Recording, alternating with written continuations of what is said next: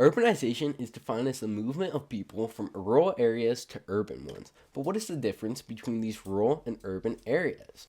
Rural areas have less than 1,000 people per square mile, and any of these rural settlements have less than 25,000 residents. Any more than that becomes an urban area.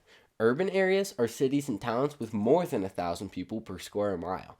More than half of the world's population now reside in these urban settlements. By 2041, these urban populations will increase by over 6 billion people.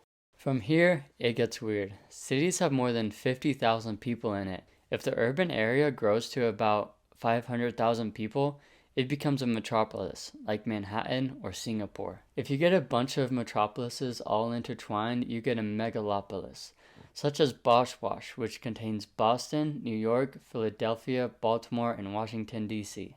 There are a few theories about urbanization in cities. Cities are places where individuals have a unique perspective on life. They are often people with strong cultural values that connect deeply with where they live. People are leaving rural places for a variety of reasons, including better work prospects and upgraded utilities. There are better or possibly more options for education and better commuting.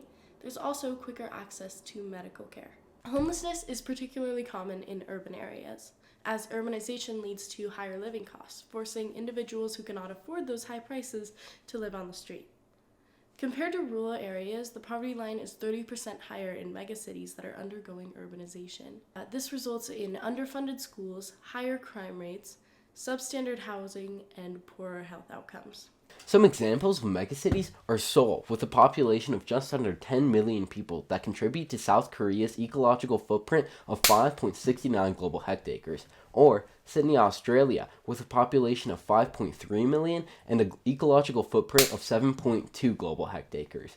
A big reason why Sydney produces so much carbon emissions is because over 70% of their electricity is generated from the burning of fossil fuels. These cities have a negative impact on the environment due to their high population densities. You can imagine how cramming so many people into such small spaces puts such a strain on an area's natural resources and it contribute to increased air and water pollution. As cities expand into the countryside, the habitats of many animals and plants are reduced.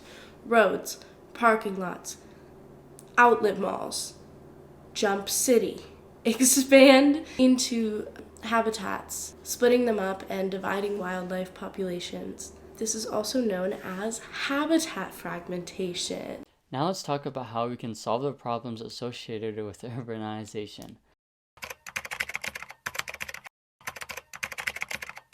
First, we can combat poverty by promoting economic growth and job creation. Secondly, we can involve the local community and with the local government, which helps allow everyday people to gain information and opportunities on how they can reduce their ecological footprint. We can also now take extensive measures to combat poor air quality, and we can also work on reducing the air pollution in our cities by creating new and alternative ways of transportation that are environmentally friendly. Lastly, we could also create public and private partnerships that can provide services like cleaning up trash and feeding the homeless.